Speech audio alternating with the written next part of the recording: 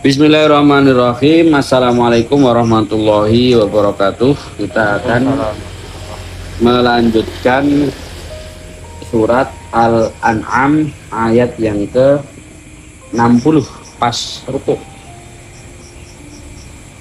Wahuwa dan Allah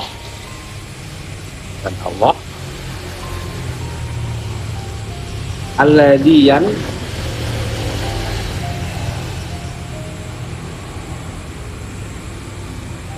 yatawaffakum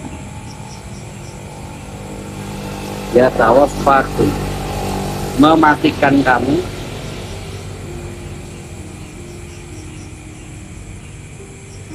memwafatkan kamu, kata wafat.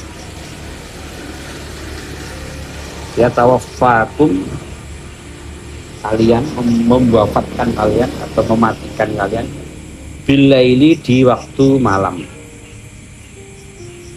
Dan setiap malam kalian itu mati. Ini sebagai tanda bahwa kematian itu semudah tidur. Jadi bisa datang sewaktu-waktu. Tidak perlu sakit ya bisa mati.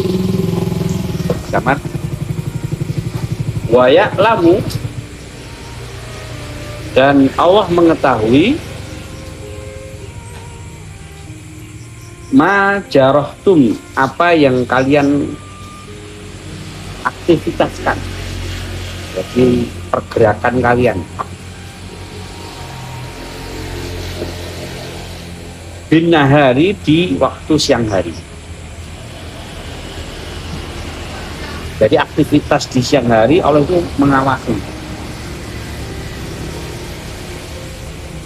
Summa yab'atsukum, summa kemudian yab'atsukum, gabung gini mas, gabung. Summa kemudian yab'atsukum, Allah membangkitkan kalian fihi, di dalamnya. Hanya fi ini satu ya, bisa malam bisa siang. Jadi maksudnya ini bangkit, itu bangkit kematian. Jadi mati itu bisa siang hari, bisa malam hari. Bisa ketika siang hari, malam hari tidur mati terus belandang. Bisa di saat melakukan aktivitas di siang hari terus mati. Nah, matinya itu dibangkitkan, dibangkitkan menghadap Allah. Liyuqadha, agar diputuskan. Liyuqadha, agar diputuskan. Qadhi itu hakim juga, nama lain dari hakim namanya qadhi, yang memutuskan. Agar diputuskan, diambil ajalun, waktu. Jadi disuruh mempertanggungjawabkan waktu-waktu musamman yang sudah ditentukan, maksudnya yang sudah dilewati di dunia. Jadi kapanpun, baik siang maupun malam hari, kematian itu selalu mengintaimu. Dan di saat kematian itu tiba, di situ sudah ketahuan apa yang akan diputuskan dengan amalan-amalanmu.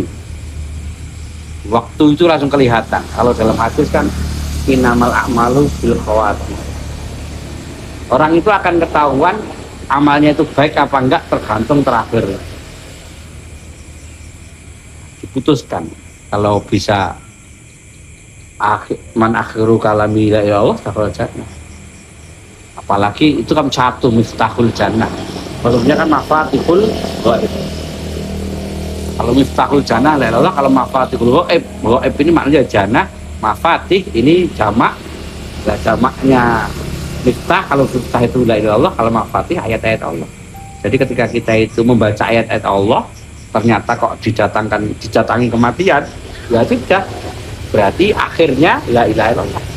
Jadi semua lafaz Al-Quran itu mengandung makna la ilaha illallah. otomatis baik akhir husnul khatimah, baik penutupan. Kemudian ilaihi, kepada Allah, marji'ukum, tempat kembali kalian.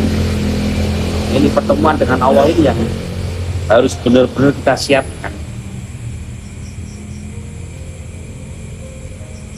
Hanya kalamullah itu mafatihul jannah sebenarnya. Kalau kita sering menekuni Al-Quran, ya seserius apa, ya itu berarti serius sekali dengan persiapan perjumpaan dengan Allah itu. Summa yunabbi'ukum, kemudian Allah akan menceritakan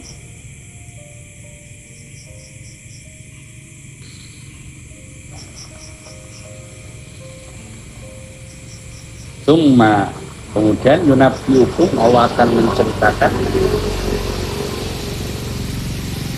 bima kuntum, dengan apapun yang kalian selalu tak malun kerjakan. Allah akan menceritakan, kalau orang yang jarang menekuni mafatihul ghaib, yaitu Al-Quran, jika dia akan dihisab, bahasanya di yunabbi'ukum itu ditanya, diinterogasi.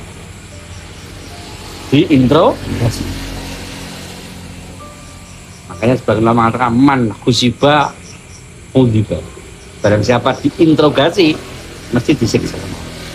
Tapi kalau orang yang mempersiapkan mafatihul ghaib, mempersiapkan pertemuan Allah itu dengan terus menekuni Quran, maka yunabbi'ukum ini artinya Allah mengajak bicara. Kalau Allah mengajak bicara berarti tandari itu. Jadi dibacakan Al-Quran. Jadi Allah membacakan Al-Quran pada kita. Di ngobrolnya Allah nanti ya Al-Quran. Yunabbi'ukum bisa bermakna khusibah, diinterogasi, dan yang kedua kulima, diajak bicara, dia takal. Seperti Nabi Musa kan disebut kalamullah, ya, anu diajak bicara oleh Allah. Nah, kita nanti ketika mempersiapkan diri dengan serius menekuni Quran ini, ya nanti kita diajak bicara sama. Kalau diajak bicara berarti disayangi sama Allah. Dan itu nikmat tertinggi di surga. Pagi dan siang hari Allah mengajak bicara kita. Tapi kalau yang tidak menekuni Al-Quran, kewajibannya nggak selesai, ya dihisab oleh Allah Subhanahu. Kalau dihisab, rata-rata Allah bicara saja nggak mau, nanti diwakilkan kepada malaikat Zabani, malaikat yang keras misalnya. Jadi Allah sudah nggak mau bicara, itu lebih ngeri lagi. Yang menghisab nanti malaikat yang siap menguji. Hanya dengan adanya tidur malam itu sebenarnya jadi nasihat dalam ayat ini. Sewaktu-waktu kita akan diambil oleh Allah Subhanahu. Makanya bagaimana pikiran kita itu selalu memikirkan Al-Quran, menekuni Al-Quran, isinya nanti Quran. Duit itu atau rezeki dunia itu ya dicari, nggak usah terlalu dipikir teman-teman.